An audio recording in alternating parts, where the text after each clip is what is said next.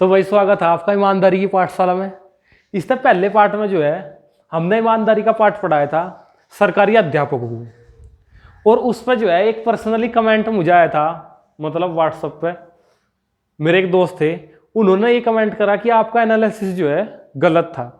मैंने पूछा कि कहाँ गलती थी, तो उन्होंने कहा कि सरकारी टीचर पे जो है प्रेशर वो बहुत ज़्यादा हुआ है प्राइवेट अध्यापक से। तो वही ऐसा मैंने कभी पहले नहीं सुना कि सरकारी अध्यापक की जो है नौकरी गई या सस्पेंड हुआ वो, या ऐसी कोई कार्रवाई उस पर हुई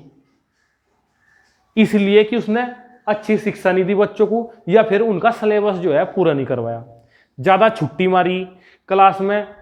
पढ़ाया नहीं, या ऐसे किसी कारण से अपने काम में लापरवाही के कारण से जो है किसी भी सरकारी टीचर की नौकरी गई हो, ऐसा मैंने खबर नॉर्मली कहीं दिखाई नहीं देती। तो अगर आप लोगों को ये लगता हो कि सरकारी टीचरों पर जो प्रेशर है, जो बच्चों का, बच्चों के अध्यापकों का, ऊपरले स्टाफ का, या फिर मंत्रियों का, या जैसा भी प्रेशर सरकारी टीचरों का, अगर बच्चों को बेहतर शिक्षा देने का प्रेशर ज़्यादा है, या फिर प्राइवेट शिक्षकों पर बच्चों को बेहतर शिक्षा देने का प्रेशर ज़्यादा है, बच्चों का भी, उनके माँ बाप का, स्टाफ का, मतलब कॉलेज का स्टाफ का, या फिर ऊपरली और सारी चीज़ों का जो है वो किस पे प्रेशर ज़्यादा है, प्राइवेट टीचर पे या सरकारी टीचर पे, आप मुझे कमेंट जरूर करें, जिससे इस बात पर जो है हम क्लियरिटी पे पहुंच सकें। आज की ईमानदारी की जो क्लास है वो उस जड़ की क्लास है जहां से ये सारा भ्रष्टाचार जो है, सारी बेईमानी जो है सिस्टम में चालू हो रही। तो आज की जो ईमानदारी क्लास है वो उन सभी दोस्तों खातर है जो या तो आज से पहले कंपटीशन की तैयारी कर रहे या फिर आने वाले टाइम में करने वाले। आप अगर इस वीडियो को पूरा देखें और आपको मेरी बात ठीक लगे, क्योंकि ये एक प्रयास है पूरे सिस्टम में से जो है बेईमानी को कम करने का और ईमानदारी की थोड़ी जो लो है उसे जलाने का, ताकि हर कोई जो भ्रष्टाचार से परेशान है, सरकारी अधिकारियों के, मतलब हम भी परेशान हैं और भी बहुत सारे लोग परेशान हैं, उन्हें थोड़ी सहूलियत मिल सके। और वो जब होगी जब ईमानदार लोग जो है इस सिस्टम में भर्ती होंगे, और ईमानदार लोग जब भर्ती होंगे, जब जो तैयारी कर रहे हैं भर्ती की उन्हें ईमानदारी सिखाई जाएगी। तो एक छोटा सा प्रयास है, पूरी वीडियो ध्यान से देखें, अगर सही लगे तो कम से कम एक ऐसे बंदे के पास जो है इसे जरूर शेयर करें जो कंपटीशन की तैयारी कर रहा हो। तो शुरू करते हैं आज की ईमानदारी की क्लास।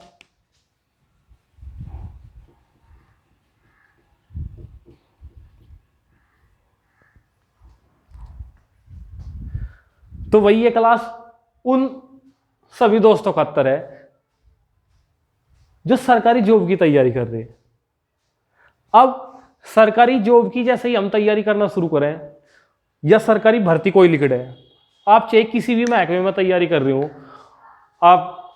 टीचर की जॉब की तैयारी कर रहे, या फिर आप बैंक में किसी जॉब की तैयारी कर रहे, आप पुलिस की जॉब की तैयारी कर रहे, या फिर फोर्स की किसी जॉब की तैयारी कर रहे हैं, या फिर डॉक्टर की, आप अलग अलग प्रकार से किसी भी लेवल ABCD, मतलब जिस भी लेवल की आप तैयारी कर रहे हो, सभी इस वीडियो को देख सकें, सभी के लिए है। तो सबसे पहले क्या हो, जैसे ही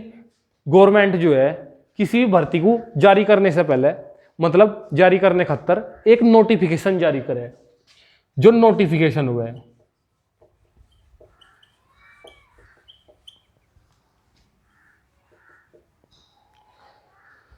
जो नोटिफिकेशन हो वो हर एक तैयारी करने वाले को बहुत जरूरी हुआ है देखना। और ऐसे बहुत कम बच्चे हुए हैं जो तैयारी शुरू करने से पहले, किसी कंपटीशन का फॉर्म भरने से पहले नोटिफिकेशन चेक करें। वो इस चीज को अपने टीचरों पर छोड़ दें कि वो जो है चेक करके हमें बताएंगे। पर सबसे पहला इंपॉर्टेंट काम किसी भी भर्ती खातर तैयारी करने का ये है कि जो सरकार ने नोटिफिकेशन जारी करी, आप उसे पूरे ध्यान से पढ़ें। अगर आप इतना भी नहीं कर सकते तो कंपटीशन की इतनी लंबी तैयारी को करना किसी दूसरे के भरोसे ये अच्छी बात नहीं है। ऐसा नहीं है कि सिलेक्शन हो नहीं सकता बिना नोटिफिकेशन पढ़े, पर अगर आप अपने आप नोटिफिकेशन पढ़ोगे तो आपको बहुत ज़्यादा क्लियरिटी आएगी उस जॉब के बारे में, बहुत सारी चीज़ें आपकी अपने आप ही क्लियर हो जाएंगी। तो सबसे पहला काम हो नोटिफिकेशन पढ़ना, क्योंकि नोटिफिकेशन में सारी जो योग्यता है उस फॉर्म को फिल करने की वो लिखी हुई हो है। जो जैसा पेपर का सिस्टम हो, जितने भी पेपर होने हो वो लिखा रहे, मेडिकल, फिजिकल, जैसा भी जो जो कंडीशन उसमें लिखी रहे वो ही ज्यादातर जो है फॉलो करी जा उस भर्ती में। पर उसमें एक बहुत इंपॉर्टेंट पार्ट हो है सैलरी का।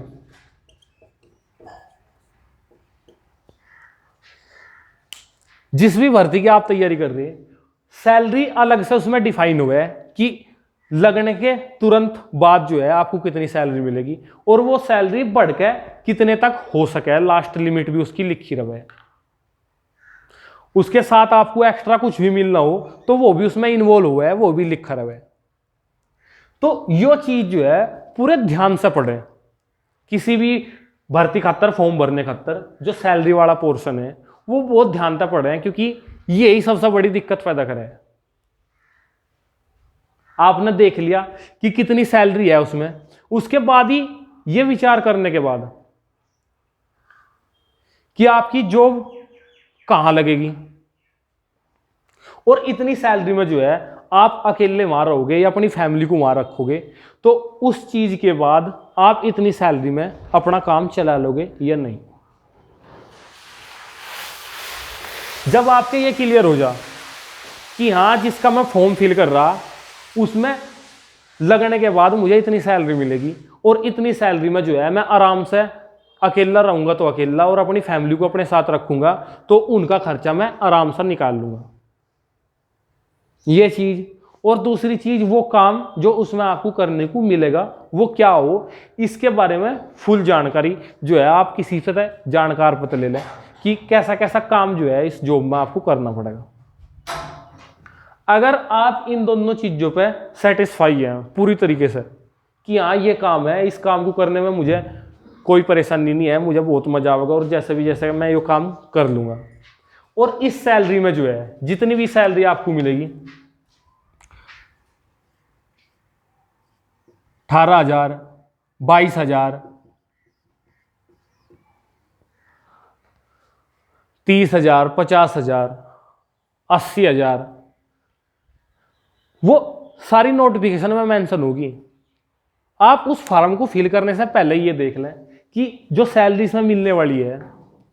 उसमें मैं अपने जीवन का काम चला सकूं या नहीं चला सकूं, जो काम इसमें मुझे मिलेगा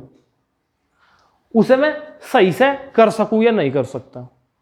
उसे करने में मुझे मजा आएगा या नहीं आएगा, वहां मैं अपनी फैमिली को साथ रख सकूं या नहीं रख सकूं। अगर साथ रहेगी फैमिली तब जाकर जो है मैं अपना जो पूरा खर्चा होगा उसे कंट्रोल कर सकूंगा या नहीं कर सकूंगा। इस चीज को पूरी तरीके से जो है एक्सेप्ट करने के बाद ही आप किसी भी कंपटीशन की तैयारी करें। जब आप इतना करके किसी कंपटीशन की तैयारी में लगोगे तो उसमें लगने के बाद फिर आप अपना काम उसी सैलरी में करोगे जो सरकार आपको दे रही है, क्योंकि बेईमानी का जो है चैप्टर यही शुरू हो कि लोग सरकारी नौकरी पर लगने के बाद वो काम जिस काम को करने के पैसे सरकार उन्हें दे रही वो काम करें किसी गरीब मजबूर इंसान या जो कम जानकार हो उसे गलत जानकारी देके झूठ बोल के वही काम वे उस पर एक्स्ट्रा पैसे लेकर करेंगे।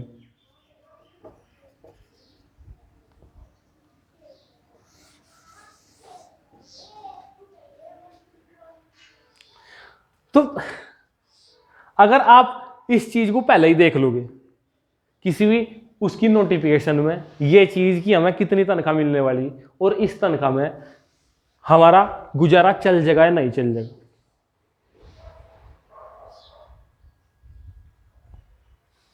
तो वो भ्रष्टाचार जिससे आप तंग रहे, आपकी फैमिली तंग रही, उसका आप हिस्सा नहीं बनने के। और आने वाले टाइम में बहुत सारी फैमिली को जो है वो चीज मिलेगी, वो न्याय मिलेगा जिसकी वो हकदार होंगे। सिर्फ इतना सा काम है जो आपको करना। हाँ भाई,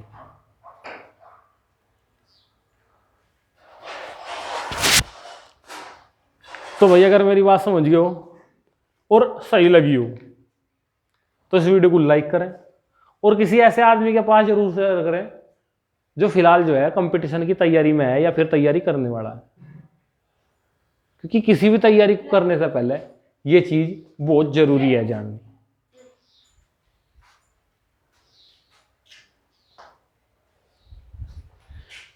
क्योंकि ऐसा होगा कि एक चीज हो है एडजस्ट करना,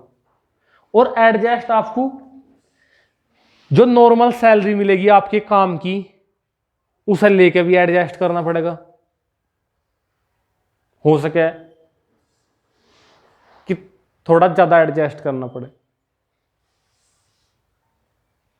पर एडजस्ट करना पड़ेगा आपको बाद में भी किसी गरीब मजबूर आदमी की मजबूरी का फायदा उठा के गलत तरीके से झूठ बोल के जब आप पैसे कमाओगे उसके बाद भी वो एडजस्ट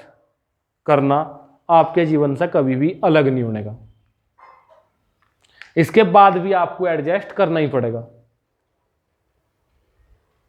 तो जब आप उस एडजस्ट से पीछा नहीं छुटा सकते